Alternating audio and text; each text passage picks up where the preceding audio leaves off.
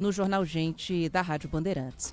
Bom, para hoje a gente tem também um marco muito importante que já deve ter começado, 9h03 da manhã, os postos de saúde já abriram nas cidades que foram selecionadas para iniciarem a vacinação contra a dengue aqui no Brasil, com a vacina desenvolvida pelo Instituto Butantan, a Butantan DV, que recentemente recebeu o aval da Anvisa para ser aplicada em larga escala, depois de muito tempo de pesquisa.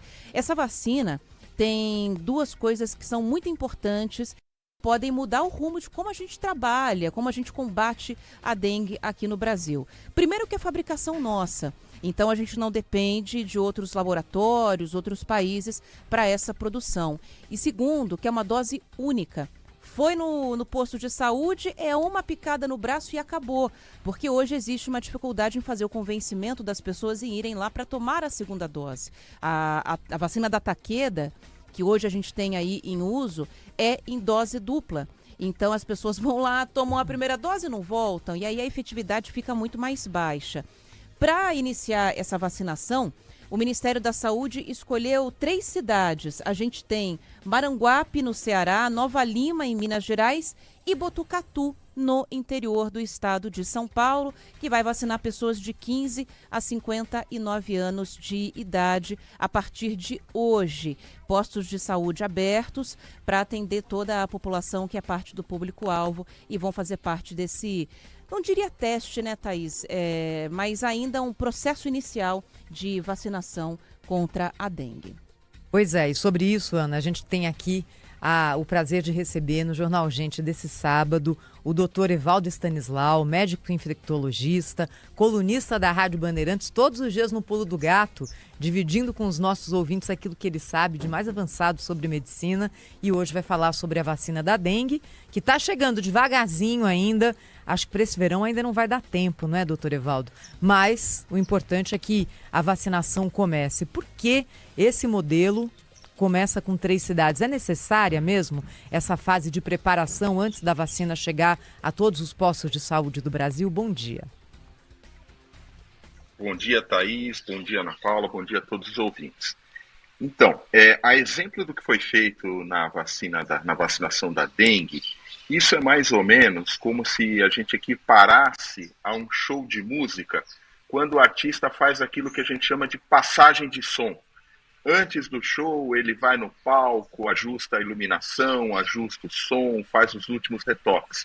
Então é para se sentir num campo de prática real, em cenários de vida real, em municípios com toda a sua complexidade assistencial, com toda a sua complexidade populacional, qual é a aderência, quais são as dificuldades, quais os pontos de melhora, para que a vacinação seja um sucesso no Brasil como um todo. Então é uma rotina, como bem disse a Ana Paula, não é mais um teste, né, porque a eficácia da vacina ela já ficou bem demonstrada nos estudos de registro, a efetividade vai ficar demonstrada agora na aplicação no SUS, em vida real, e esses estudos, então, eles cumprem esse papel de ajustes finais para que tudo dê certo quando ela for utilizada em larga escala. É algo muito parecido com o que a gente viu acontecer na época da pandemia, né? Na época da Covid-19. Botucatu também foi escolhida para fazer esse teste de efetividade, de imunidade coletiva. E eu até falei sobre isso essa semana aqui, Thaís, me veio na cabeça a memória daquela época, quando as pessoas começaram a alugar casa, apartamento, porque queriam receber a vacina contra a Covid-19. A prefeitura teve que baixar decreto, lembra? Para as pessoas não se mudarem para lá, para não faltar vacina para o público que estava previsto fazer parte desse teste de efetividade. Uma verdadeira loucura, né? O que a gente viu naquela época, ainda bem que esse passado está aqui atrás.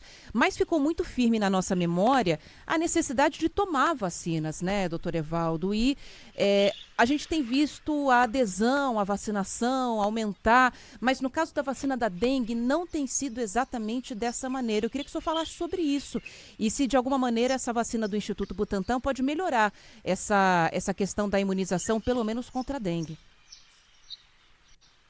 Então, Ana, Botucatu, de fato, além de todas as características que ela tem de ser uma cidade em campo real, tem parque universitário muito interessante, você lembrou bem, como eu disse, na época da Covid, ela já tinha feito parte. Qual é o grande diferencial da vacina do Butantan? Dose única. A grande dificuldade que a gente tem com a vacina hoje disponibilizada é que ela é feita em 2 doses. E a gente sabe que em saúde pública, 2 doses são sistemáticas. Então, quando a gente tem a vacinação em dose única, aumenta a adesão e aumenta a eficácia. Então, a expectativa é sim de que essa vacina do Butantan ela traga uma maior adesão ao tratamento e como foi salientado, como é uma tecnologia e uma fabricação própria, em pouco tempo que a gente tem uma escala de produção que contemple aí toda a nossa população. Então, 2 gargalos que a gente vai suprir.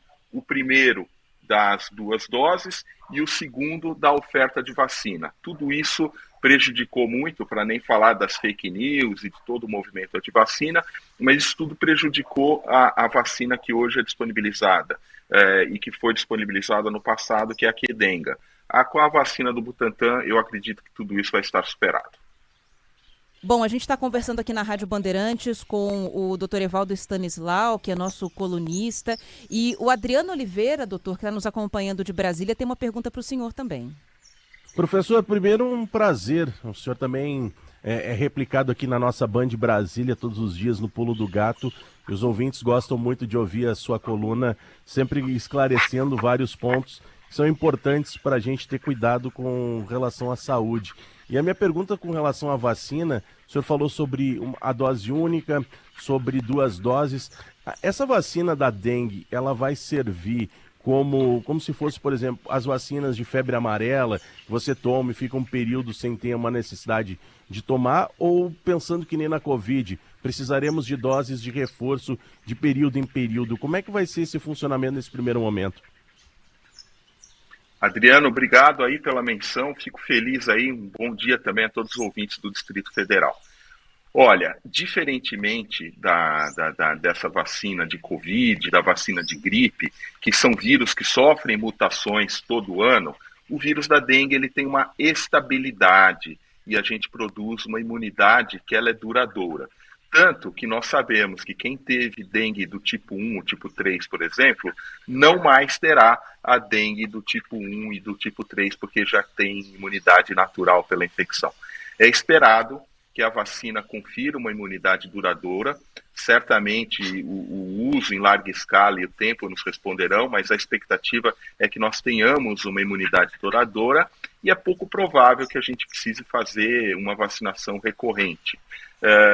Entretanto, esses dados todos ainda serão melhor estabelecidos com uso em larga escala, mas dada a estabilidade do vírus, dado que nós criamos uma imunidade maior, esta vacina ela será feita no primeiro momento em dose única. Eu digo que a febre amarela, você citou também, eu quero reforçar isso também, que as pessoas às vezes esquecem. Febre amarela em adultos é dose única. Se você tomou uma dose uma vez, não precisa tomar de novo. Isso é muito recorrente quando as pessoas vão viajar e ficam preocupadas. Será que eu preciso tomar outra? Não, a febre amarela também é um vírus bastante estabilizado, é uma vacina bastante potente e a dose única protege para a vida inteira nos adultos. Agora são 9h12. Fala, Thaís, você ia fazer pergunta? Eu ia, mas você vai dar uma notícia antes? Ana? Vou dar uma notícia antes. Só interromper aqui a conversa com o Dr. Evaldo para dizer que o repórter Guilherme Oliveira acabou de nos informar que o corpo de um dos idosos que estavam desaparecidos depois da enxurrada ontem em São Paulo acaba de ser encontrado. Ele está do lado do filho desse casal que estava num carro na Carlos Caldeira Filho. Quando a avenida virou um rio, o carro foi arrastado e eles não conseguiram sair a tempo. E um corpo foi localizado agora há pouco no Rio Pinheiros e uma foto foi enviada para o filho do casal e por meio da foto ele confirmou que se tratava do pai dele. Então as buscas do Corpo de Bombeiros continuam agora para tentar localizar a segunda vítima, a mãe, que estava dentro desse carro também. O Guilherme Oliveira daqui a pouco volta para conversar com a gente. Mais um episódio dessas tragédias, né, que a gente tem visto por causa das chuvas nas grandes cidades, inclusive aqui em São Paulo. E a força da enxurrada, não é, Ana? Eu estava acompanhando ontem no Brasil Urgente, impressionante. As pessoas que acompanhavam essa cena, desesperadas, falando pula, pula. para essas duas pessoas que estavam dentro do carro, mas o que você faz numa hora dessas? Acho que você não consegue ter ali o discernimento, a força, e nem sei o que é melhor ou pior. Isso foi até perguntado para os bombeiros, não é?